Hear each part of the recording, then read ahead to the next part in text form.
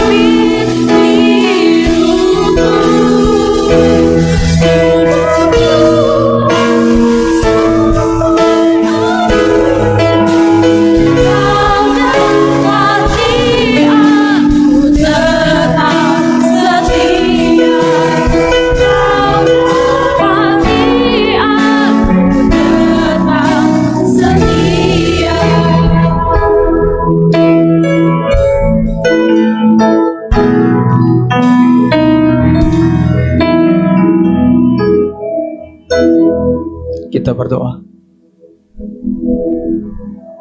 Kami sungguh menikmati berkat-berkat Tuhan sepanjang minggu ini. Dan kami bersyukur untuk hal itu. Selidiki setiap hati kami, pikiran kami, Roh Kudus-Mu menyucikan jiwa kami. Kami bersyukur buat semua anugerah Tuhan. Dan pada kesempatan ini, kami siap untuk dilawat oleh kebenaran firman Tuhan. Berkati hamba-Mu yang menyampaikan sabda-Mu, dan berkati kami semua, diberkati bersama-sama oleh Tuhan. Di dalam nama Yesus kami berdoa. Amin. Silakan duduk kembali, jemaat Tuhan.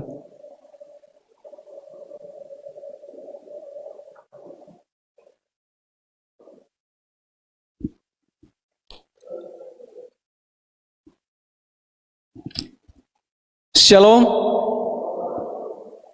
Sekali lagi shalom. Ya, kita bersyukur kepada Tuhan oleh karena rahmat-Nya bagi kita sampai hari ini kita masih bisa hadir bersama-sama dalam persekutuan, dalam beribadah, memuji Tuhan, bahkan boleh sampai pada tahun 2022. Itu semua karena anugerah Tuhan. Setiap orang memiliki tantangan hidup tersendiri. Entah nanti pada perjalanan tahun 2022, apa saja yang menjadi tantangan kita. Kita tahu bahwa kita telah melewati tantangan di masa lalu. Dan kita telah melihat tangan Tuhan menyertai kita. Tapi ke depan juga, tidak berarti bahwa tantangan itu akan meninggalkan kita karena kita telah melewatinya. Kita akan menghadapi. Ada berbagai kesulitan yang akan kita hadapi. Ada orang yang ketika berhadapan dengan tantangan hidup, mudah sekali patah semangat. Ada orang yang pada akhirnya tadi semangat melayani Tuhan, hidup sungguh-sungguh kepada Tuhan di dalam kehidupan keseharian. Tetapi karena tantangan yang makin berat, ia makin mundur melayani Tuhan, mengasihi Tuhan. Tantangan dapat membuat orang putus asa. Bahkan ketika mendengar tantangan saja, orang sudah mulai kehilangan rasa percaya dirinya terhadap apa yang hendak diharapkannya. Ada juga yang karena tantangan, kesulitan hidup, lalu mencari-cari siapa penyebab dari semua ini. Bukan mencari apa solusinya yang perlu saya lakukan. Dan pada akhirnya, ia tidak akan semakin maju, ia semakin mundur di dalam Tuhan. Pada kesempatan ini kita akan belajar firman Tuhan, terambil dari Keluaran pasal 15, ayat 22 sampai 26. Keluaran pasal 15, ayat 22 sampai 26. Saya akan membacakan bagi kita semua. Judul perikop, di Mara dan di Elim. Musa menyuruh orang Israel berangkat dari Laut Teberau, lalu mereka pergi ke padang gurun Syur. 3 hari lamanya mereka berjalan di padang gurun itu dengan tidak mendapat air. Sampailah mereka ke Mara, tetapi mereka tidak dapat meminum air yang di Mara itu, karena pahit rasanya. Itulah sebabnya dinamai orang tempat itu Mara. Lalu bersungut-sungutlah bangsa itu kepada Musa, kata mereka, apakah yang akan kami minum? Musa berseru-seru kepada Tuhan, dan Tuhan menunjukkan kepadanya sepotong kayu. Musa melemparkan kayu itu ke dalam air, lalu air itu menjadi manis. Di sanalah diberikan Tuhan ketetapan-ketetapan dan peraturan-peraturan kepada mereka, dan di sanalah Tuhan mencoba mereka. Firman-Nya, jika kamu sungguh-sungguh mendengarkan suara Tuhan Allahmu, dan melakukan apa yang benar di matanya, dan memasang telingamu kepada perintah-perintahnya, dan tetap mengikuti segala ketetapannya, maka aku tidak akan menimpakan kepadamu penyakit manapun yang telah kutimpakan kepada orang Mesir, sebab aku Tuhanlah yang menyembuhkan engkau. Sesudah itu, sampailah mereka di Elim. Di sana ada 12 mata air dan 70 pohon korma. Lalu berkemahlah mereka di sana, di tepi air itu. Yang menjadi pertanyaan bagi kita adalah, bagaimana menghadapi setiap tantangan? Bagaimana menang terhadap kesulitan, sehingga kita tidak semakin mundur, tapi tetap maju sekalipun kita menghadapi tantangan. Saya tahu bahwa setiap kita punya porsi masing-masing, punya kemampuan masing-masing juga, yang Tuhan anugerahkan untuk bisa menampung setiap apa yang menjadi tantangan hidup kita, sesuai dengan talenta yang Tuhan anugerahkan juga. Karena tidak mungkin kita mengerjakan, mengharapkan dan merencanakan sesuatu yang lebih besar dari kekuatan kita. Maka saya yakin juga, dengan kekuatan yang sama, Tuhan menolong kita bisa melewati setiap tantangan kita dari apa yang kita pikirkan. Bagaimana menghadapi tantangan? Yang pertama, yakinlah bahwa Allah peduli. Kalau kita melihat perikop ini, bangsa Israel sebenarnya baru saja keluar dari perbudakan Mesir dengan tanda-tanda heran dari Tuhan. Dan saya tidak perlu lagi menjelaskan bagaimana tanda-tanda heran itu dinyatakan Tuhan di hadapan orang Israel. Tapi saat ini mereka sedang mengalami kesusahan dan membuat mereka bersungut-sungut kepada Musa. Tapi mari kita lihat sejenak ke belakang. Bangsa Israel dibebaskan oleh Allah sendiri dan bukan Musa oleh inisiatifnya sendiri yang mengajak mereka keluar dari Mesir. Bukan. Bangsa Israel dibebaskan oleh Allah atas seruan mereka minta tolong karena kekejaman yang menindas mereka di Mesir. Tapi sekarang mereka bersungut-sungut kepada Musa. Meski demikian, ketika mereka keluar dari bangsa Mesir, ini adalah waktu yang telah didekretkan atau telah ditetapkan oleh Allah sendiri menurut rencana kehendaknya bagi umat pilihannya. Dan itu direncanakan oleh Allah bukan saat mereka ada di tanah Mesir. Bahkan sebelum mereka lahir, Allah telah merencanakan tentang kondisi mereka di mana mereka diperbudak dan mereka akan dibebaskan dari perbudakan itu. Kapan itu terjadi? Itu adalah janji Allah kepada Abraham, dan Abraham pada masa itu belum memiliki anak. Mari kita lihat di dalam Kejadian pasal 15 ayat 13.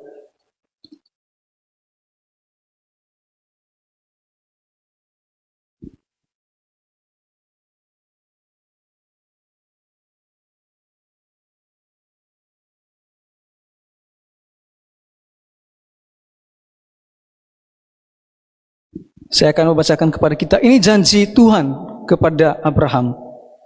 Firman Tuhan kepada Abraham, ketahuilah dengan sesungguhnya bahwa keturunanmu akan menjadi orang asing dalam suatu negeri yang bukan kepunyaan mereka, dan bahwa mereka akan diperbudak dan dianiaya 400 tahun lamanya. Belum saja mereka lahir, bahkan Abraham belum punya anak, sudah ditetapkan kepada keturunannya itu bahwa mereka akan diperbudak selama 400 tahun. Dan oleh kehendak Allah sendiri membebaskan mereka ketika mereka berteriak minta tolong kepada Tuhan atas penindasan yang mereka alami. Dan sekarang mereka bersungut-sungut kepada Musa. Siapakah Israel? Mungkin ada sebagian yang agak lupa-lupa, mungkin ingat tapi agak lupa-lupa. Adalah keturunan dari Abraham melahirkan Ishak, Ishak melahirkan Yakub, Yakub baru melahirkan 12, dan salah satu dari 12 namanya Lewi. Dan Lewi melahirkan daripada Kehat, Kehat melahirkan Amram, lalu Amram melahirkan Musa. Ada kira-kira 6 generasi atau 7 generasi dari Abraham kepada Musa. Telah ditetapkan, direncanakan oleh Allah bahwa mereka akan diperbudak selama 400 tahun. Israel tinggal di Mesir 430 tahun. Tentunya 30 tahun sebelum mereka diperbudak, mereka hidup dengan kesenangan. Tapi setelah kematian Yusuf, baru awal dari perbudakan itu. Dalam Keluaran pasal 12 ayat 40, Galatia pasal 3 ayat 17. Israel tinggal di Mesir selama 430 tahun, tapi mereka diperbudak 400 tahun. Kebebasan mereka hanya 30 tahun pada awal-awal ketika Yusuf masih berkuasa.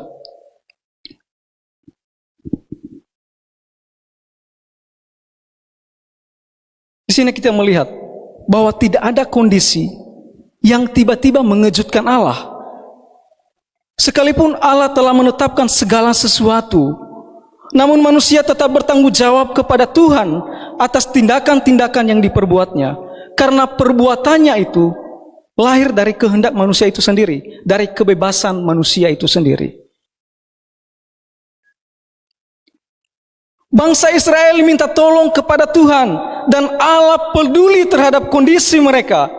Kalau kita melihat lagi bagaimana ketika mereka minta tolong kepada Tuhan dalam Keluaran pasal 2. Ini adalah sikap Israel.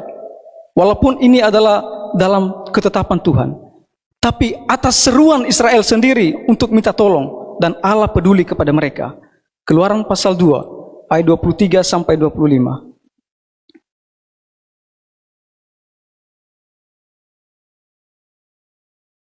Keluaran pasal 2 ayat 23 sampai 25. Musa diutus Tuhan.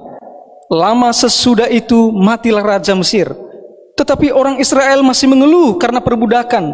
Dan mereka berseru-seru sehingga teriak mereka minta tolong karena perbudakan itu sampai kepada Allah.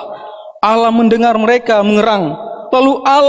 Lalu ia mengingat kepada perjanjiannya dengan Abraham, Ishak, dan Yakub. Allah mengingat. Ini tidak bisa diartikan bahwa tadinya dia lupa, lalu baru dia diingat ketika tidak. Ini adalah sebuah bahasa sering digambarkan dalam Alkitab bagaimana Allah digambarkan seperti manusia.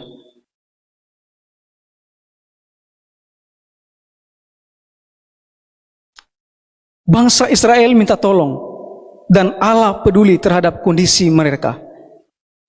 Di sini dikatakan Allah mendengar, Allah mengingat perjanjiannya, Allah melihat, lalu Allah memperhatikan mereka. Itulah sebabnya Musa diutus dalam Keluaran pasal 3 ayat 9 dan 10 untuk memimpin mereka keluar dari tanah Mesir atas kemauan mereka sendiri, dan Tuhan menolong mereka. Dan sekarang mereka bersungut-sungut karena kesulitan yang mereka hadapi. Bukannya mereka berseru kepada Tuhan, karena ini adalah kehendak Tuhan, rencana Allah bagi mereka. Tapi mereka salah tempat berseru, berteriak. Mereka berteriak kepada Musa. Ini adalah agenda Allah dalam hidup mereka. Dan ketika kesulitan menghadapi mereka, mereka mencari sasaran untuk dikambing hitamkan. Ayat 24. Musa adalah sasaran mereka. Lalu bersungut-sungutlah bangsa itu kepada Musa. Apa yang mereka hadapi? Kesulitan apa yang mereka hadapi? 3 hari berjalan di padang gurun tidak ada air. Lalu setelah itu ada air tapi pahit. Itu adalah kondisi yang sedang mereka hadapi. Tapi mereka bersungut-sungut. Dalam ayat 24 dalam terjemahan Bahasa Indonesia Sehari-hari atau BIS, maka orang-orang itu mengomel kepada Musa dan bertanya, apa yang akan kita minum? Dalam terjemahan firman Allah yang hidup FIH, orang-orang Israel menjadi marah terhadap Musa. Apakah kami harus mati kehausan? Mereka menimpakan semuanya kepada Musa. Bukannya mencari Tuhan yang telah mengagendakan kehidupan mereka supaya keluar, supaya dibebaskan. Musa sendiri telah banyak berkorban karena mereka. Demi membela bangsanya sendiri, ia terancam karena ulah Israel. Juga ia meninggalkan kenyamanan di istana setelah dia membunuh seorang Mesir karena membela bangsanya. Tapi karena bangsanya sendiri juga yang menyampaikan, membeberkan kejadian itu, dia ketakutan dan lari menjauhi istana, yang membuat dia di sana merasa nyaman dan tidak perlu merasa sulit tentang kehidupan, karena pasti akan tersedia karena dia tinggal di istana. Bahkan ketika sedang dalam keadaan nyaman ini Musa, ia sedang menggembalakan domba. Ia berbagai alasan menolak panggilan Tuhan. Kalau kita melihat Musa, Keluaran pasal 3 ayat 11, Musa berkata kepada Tuhan, siapakah aku ini Tuhan? Ketika Tuhan mau pakai dia untuk membebaskan bangsa Israel, dia banyak sekali alasan menolak. Lalu bagaimana kalau mereka bertanya, bagaimana tentang namanya? Bagaimana kalau mereka tidak percaya kepadaku dan tidak mendengar perkataanku? Keluaran 41, Tuhan, aku tidak pandai bicara, berat mulut dan berat lidah. Tuhan, utuslah siapa saja yang patut kau utus. Saya mohon janganlah mengutus saya ya Tuhan. Suruhlah orang lain. Dan Tuhan marah karena menolak terus. Maka bangkitlah murka Tuhan terhadap Musa. Dalam Keluaran pasal 4 ayat 14. Ini agenda Tuhan. Tuhan yang mengutus Musa. Dan sekarang setelah dia memberi diri untuk dipakai oleh Tuhan, membebaskan bangsa Israel, ia juga jadi sasaran orang Israel. Ia telah meninggalkan kenyamanannya, tapi ia tetap menjadi korban. Tapi sekarang mari kita lihat reaksi positif Musa. Di situasi sulit, Musa mencari Tuhan dan tidak menyalahkan siapapun. Dalam ayat 25. Musa yakin bahwa Allah peduli. Karena itu ia berseru, Tuhan kemudian menolong.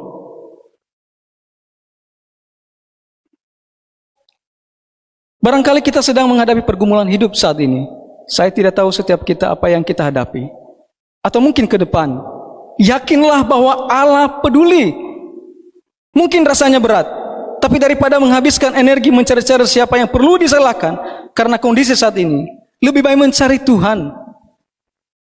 Sebab tadi ketika bangsa Israel berteriak, di sana sangat ditekankan. Sebab ia mendengarkan, Allah berpegang pada janjinya, Allah melihat kita, dan Allah memperhatikan kita. Percayalah bahwa Allah peduli terhadap hidup kita. Ketika menghadapi kesulitan, ketika menghadapi tantangan, yakinlah bahwa Allah peduli.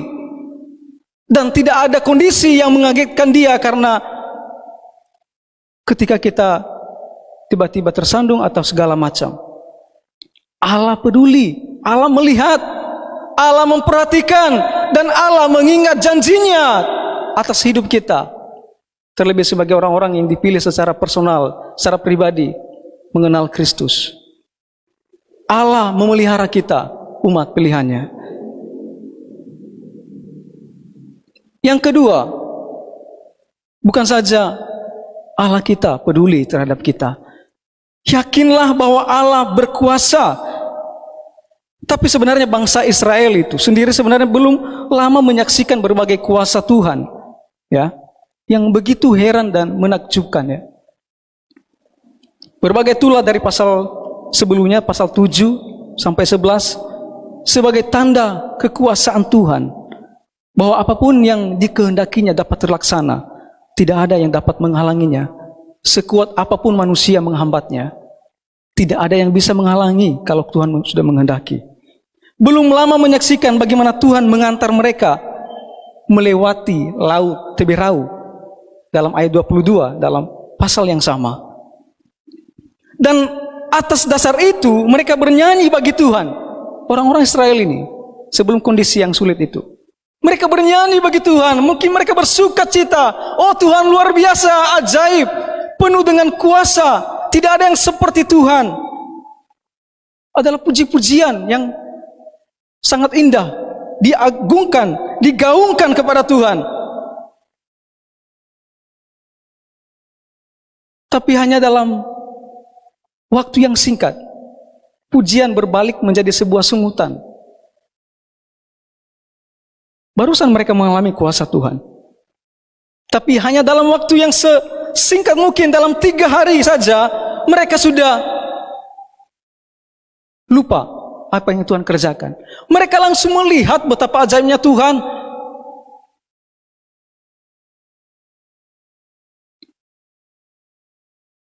Membuat semua hukum-hukum alam tunduk kepadanya.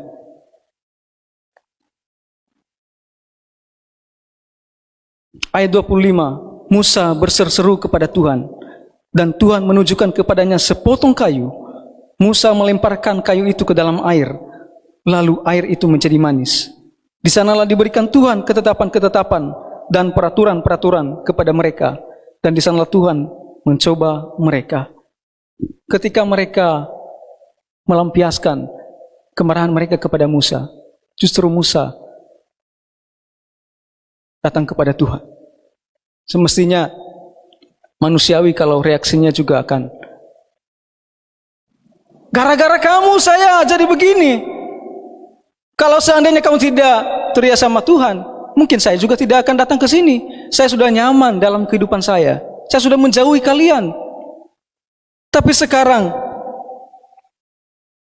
tapi itu berbeda apa yang dilakukan Musa. Ia berseru kepada Tuhan. Itu adalah reaksi positifnya. Karena ia percaya Allah Maha Kuasa. Dan ia telah menyaksikan bagaimana Allah menghantar dia. Dalam kelemahan keterbatasannya, Tuhan menolong dia memimpin bangsa itu keluar dari Mesir. Mereka, orang Israel, tidak sadar bahwa Allah lah yang menuntun mereka keluar dari Mesir dengan tangan kuasanya sendiri, dengan penuh kemuliaan. Allah sendiri yang telah merencanakan, dan ia sendiri yang telah melaksanakan kehendaknya atas mereka, bukan karena faktor alam atau lingkungan, bukan karena kebetulan. Sekalipun mereka melemparkan sungut-sungutan kepada Musa, namun Musa memilih untuk membawanya masalah itu kepada Allah. Musa minta tolong, tapi juga yang ditunjuk Tuhan adalah kayu. Kan yang mereka butuh air, selama 3 hari tidak ada air, sampai di Mara baru airnya pahit. Tapi yang ditunjuk Tuhan adalah kayu. Hal sesuatu yang tidak masuk akal. Secara manusiawi, apaan ini? Main-main kah? Tapi Musa tidak mempertanyakan petunjuk Tuhan. Musa melemparkan kayu itu ke dalam air, dan air itu menjadi manis. Kemungkinan air itu juga telah mempengaruhi kesehatan mereka. Tapi saat itu mereka disembuhkan oleh Tuhan. Tuhan tidak mempertanyakan apa yang ditunjuk Tuhan, apa yang diberikan Tuhan kepadanya. Jangan pernah mempertanyakan apa yang kita miliki. Manfaatkan sebaik mungkin, karena Tuhan dapat melakukan itu, membuat itu menjadi sesuatu yang ajaib, yang tidak kita ketahui. Musa melemparkan kayu itu ke dalam air yang pahit dan menjadi manis. Terkadang Tuhan dapat membalikan kondisi buruk menjadi baik. Bahkan Tuhan dapat membalikan rencana jahat manusia menjadi kebaikan bagi orang yang mengasihi dia. Ingat Yusuf, ketika saudara-saudaranya datang dan ketakutan menghadapi dia ketika dia sedang berkuasa. Apa kata Yusuf? Dia bilang sama saudaranya, jangan takut. Memang kamu mereka-rekakan yang jahat terhadap aku. Yusuf tidak melupakan semua itu, tapi dia tidak membalasnya. Memang kamu mereka-rekakan yang jahat, saya tahu itu. Tapi Tuhan mereka-rekakannya untuk kebaikan, demi kebaikan. Allah dapat membuat rencana jahat menjadi suatu kondisi baik, demi tujuan yang baik. Jangan pernah khawatir dengan kondisi yang buruk saat ini.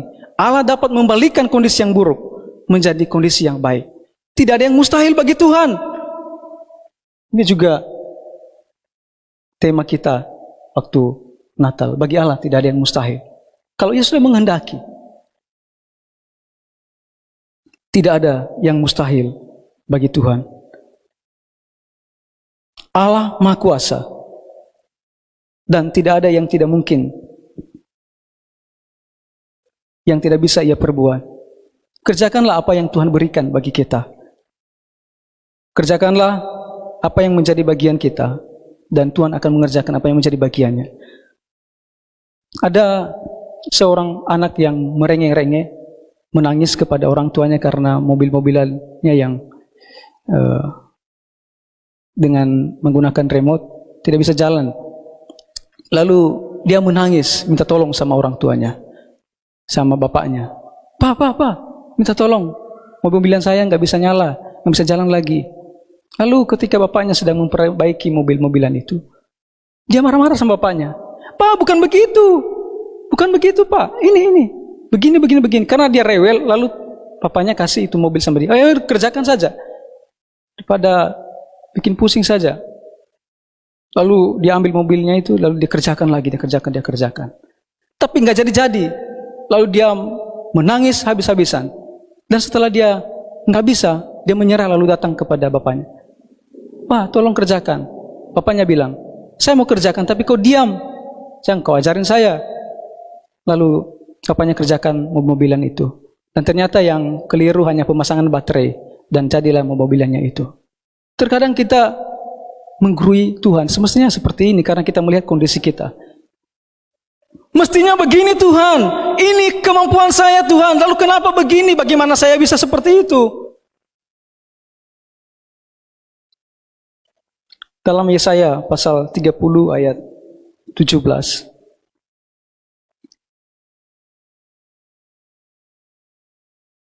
Yesaya pasal 30 ayat 17.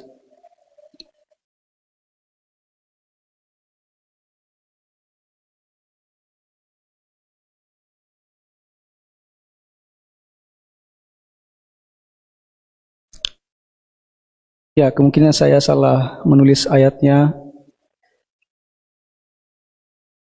Intinya bahwa dalam tinggal diam dan bertobat, disitulah terletak kekuatanmu. Mestinya kita menyerahkan hidup sepenuhnya kepada Tuhan, bukan malah menggurui Tuhan. Siapakah kita? Yakinlah bahwa Allah berkuasa ketika menghadapi tantangan hidup. Dan yang ketiga, yakinlah bahwa apa yang kita kerjakan itu sudah benar. Ketika kita yakin yang kita lakukan adalah benar, maka jelas Tuhan akan menolong kita. Sebagaimana yang Tuhan sampaikan dalam ayat 26 sampai 27. Firman-Nya, jikalau kamu sungguh-sungguh mendengarkan suara Tuhan Allahmu dan melakukan apa yang benar di matanya dan memasang telingamu kepada perintah-perintahnya dan tetap mengikuti segala ketetapannya, maka aku tidak akan menimpakan kepadamu penyakit manapun yang telah kutimpakan kepada orang Mesir, sebab aku Tuhanlah yang menyembuhkan engkau. Sesudah itu sampailah mereka di Elim. Di sana ada 12 mata air dan 70 pohon korma. Lalu berkemalah mereka di sana, di tepi air itu. Yakin dulu bahwa apa yang sudah kita perbuat itu benar. Dan kita dapat mengklaim janji Tuhan. Jika kamu sungguh-sungguh, bukan sembarangan. Allah menuntut kesungguhan mereka terhadap kehendaknya. Bahwa sekalipun mereka telah dibebaskan dari perhambaan dari Mesir, mereka tidak boleh hidup secara sembarangan atau tidak tertib. Mereka adalah hamba-hambanya dan harus patuh terhadap peraturan-peraturan yang ditetapkan oleh Allah. Dan tujuan daripada hukum itu untuk menghambat kerusakan moral yang lebih hebat karena kondisi manusia yang berdosa. Hukum itu diberikan. Dan jika mereka tidak sungguh-sungguh, Allah mengancam mereka. Allah sendiri yang akan menghukum mereka apabila mereka melanggar ketentuan-ketentuan itu. Seperti ia menghukum orang Mesir dengan tangan kuasanya sendiri. Jadi orang bangsa-bangsa Israel tidak ada bedanya dengan bangsa-bangsa lain. Ketika mereka berbuat salah, Tuhan akan menghukum mereka dalam waktu yang sementara. Tapi kasih-Nya untuk selama-lamanya. Jangan mengira bahwa ketika kita percaya kepada Tuhan, Kristus telah menebus kita dan main-main kepada Tuhan, Tuhan akan memberikan hukuman yang bersifat sementara untuk membawa kita kepadanya. Walaupun Dia akan mengasihi kita dari kekal. Dan hukuman yang paling, saya katakan ringan juga bukan, berat juga tidak, adalah hati nuranimu akan terlukai ketika engkau melanggar hukum Tuhan. Karena hati nurani kita telah dibersihkan oleh Roh Kudus, dan itu sensitif sekali. Dosa sekecil apapun akan selalu begitu menyakitkan dalam nurani kita ketika kita berbuat salah. Dan tidak ada jalan keluar selain datang kepada Yesus berlutut dan minta ampun dan memohon pembaharuan diri. Sekalipun demikian, kita melakukan kehendak Tuhan bukan untuk meminta pengampunan, bukan, tetapi itu kewajiban kita karena Yesuslah yang telah menebus kita, yang telah menyelesaikan kesalahan-kesalahan kita. Sangat disayangkan ketika orang-orang Kristen, ketika kerabat orang percaya Tuhan ada yang meninggal lalu berkata, semoga amal ibadahmu diterima, dan seolah-olah amal ibadah bisa menebus dosa-dosa. Tidak, itu adalah dosa besar ketika berharap semikian. Bagaimana mungkin perbuatan kita dapat menebus dosa? Bahkan kebaikan-kebaikan kita tidak menguntungkan Allah. Itu adalah kewajiban setiap manusia. Dan ketika kita percaya, itulah kewajiban kita sebagai orang percaya. Bukan untuk membayar dosa-dosa kita, menggantikan dosa-dosa kita, mendamaikan hati kita. Tidak bisa. Memang ada orang setelah dia korupsi lalu ia berbuat sesuatu kepada orang yang kekurangan seperti fakir miskin untuk mendamaikan hatinya. Tapi hukum Allah tetap berlaku. Perbuatan baik kita tidak bisa mendamaikan dosa-dosa yang kita perbuat. Tapi syukur kepada Allah, karena Kristus telah mati bagi kita. Allah telah menyediakan korban penebusan bagi kita. Karena itu setiap kita jatuh, datanglah, perbarui komitmen kita, lakukan kewajiban kita kepada Tuhan. Dan bukan untuk mengubah atau menukar dosa kita dengan kebaikan. Bukan untuk menyogok Allah. Lakukanlah apa yang benar, itu adalah kewajiban kita. Bahkan dalam Galatia pasal 6 ayat 7, jangan sesat, Allah tidak membiarkan dirinya dipermainkan. Karena apa yang ditabur orang, itu juga yang akan dituainya. Dan sebagai orang-orang percaya, anak-anak Allah tidak lepas dari ganjaran. Allah akan menghukum kita dalam waktu-waktu yang singkat, untuk kebaikan kita, untuk membawa kita semakin mulia, semakin menguduskan diri, dan sampai pada pengudusan final itu yang dikehendaki, yang telah direncanakan Allah. Bahwa Allah telah memanggil kita secara efektif oleh karena Roh Kudus melahirbarukan kita. Dan itu terus-menerus dalam kehidupan kita memperbarui diri, dan nantinya akan sempurna dalam kekekalan. Lalu Tuhan berkata, sebab aku Tuhanlah yang menyembuhkan engkau. Tuhan sendiri yang menyembuhkan kita, bukan perbuatan kita. Tuhan sendiri, oleh karena kematiannya di atas kayu salib. Setiap kita jatuh, dan ketika kita sadar, jangan menganggap kebaikan kita akan menutup atau menegosiasi hukum Tuhan. Datanglah kepada salib Kristus dan perbaharui diri. Lakukan kembali kewajiban kita. Semakin hari semakin menguduskan diri, memuliakan Tuhan. Memuliakan Tuhan itu bukan berarti membuat Tuhan mulia. Tadi Tuhan tidak mulia, sekarang mulia. Tidak, memuliakan Tuhan artinya bahwa memancarkan keagungan Tuhan, memancarkan kekudusan Tuhan, dan menunjukkan bagaimana Allah telah bekerja, berkarya dalam diri saya, telah melahirbarukan saya, dan saya mengenal hukum-hukumnya, saya mengenal kebenaran-kebenarannya, dan inilah gambar Allah. Inilah rupa Allah. Sebagaimana ketika kita diciptakan menurut gambar dan rupa itu, kemudian rusak, dan sekarang kita dilahirbarukan, dan kita semakin serupa kembali pada gambar itu. Datanglah kepada Tuhan. Ketika menghadapi tantangan atau kondisi sulit, yakinlah bahwa Allah peduli. Yang kedua, bukan hanya peduli, yakinlah bahwa Allah berkuasa. Dan yang ketiga, yakin apa yang kita perbuat itu benar. Dan perbarui komitmen kita selalu kepada Tuhan. Kita menaikkan pujian yang tadi untuk dinyanyikan di lagu persembahan, kesembuhan di Gilead gitu, NKI. Lagu di Doa Syafaat tadi itu.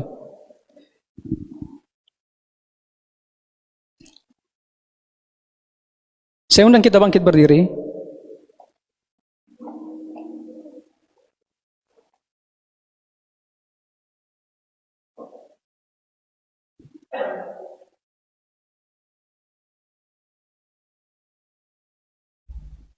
Lagu yang tadi di Syafaat di Gilead, penawar di Gilead, NKI 124.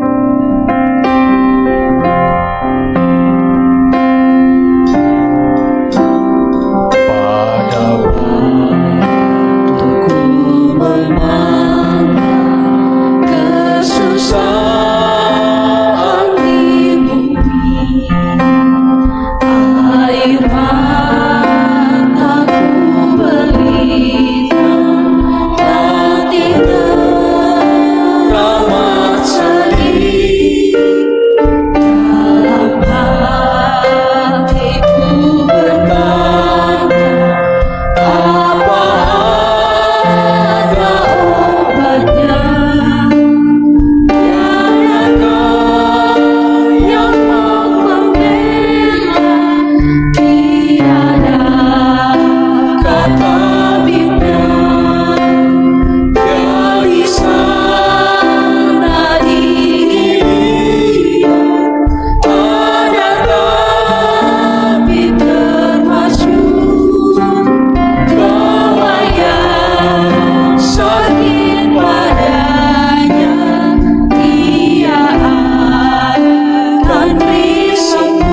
berdua. Dalam darah perjanjian adalah kesembuhan. Demi Yesus dibangkitkan, yang lemah dikuatkan. Bagi saleh yang lemah, Dia berikan hidupnya.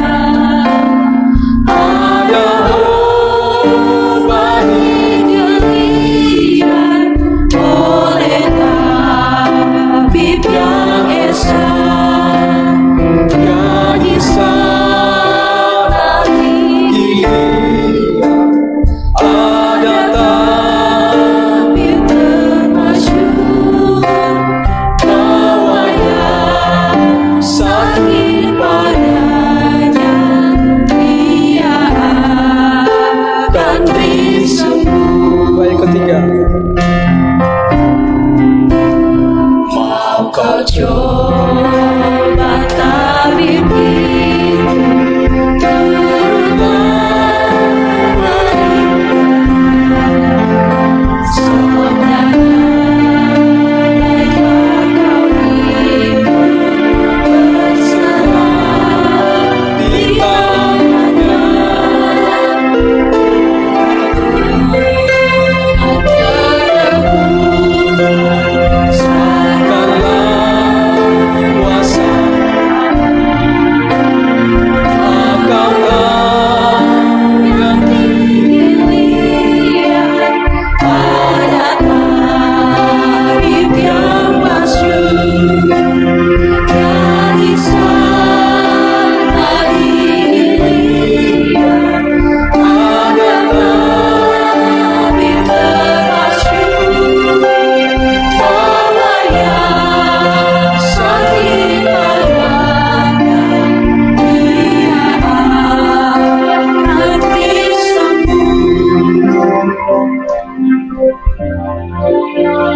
Ya Tuhan Allah yang kudus, yang mulia, yang agung, yang maha perkasa dan yang telah menetapkan, merencanakan kehidupan kami.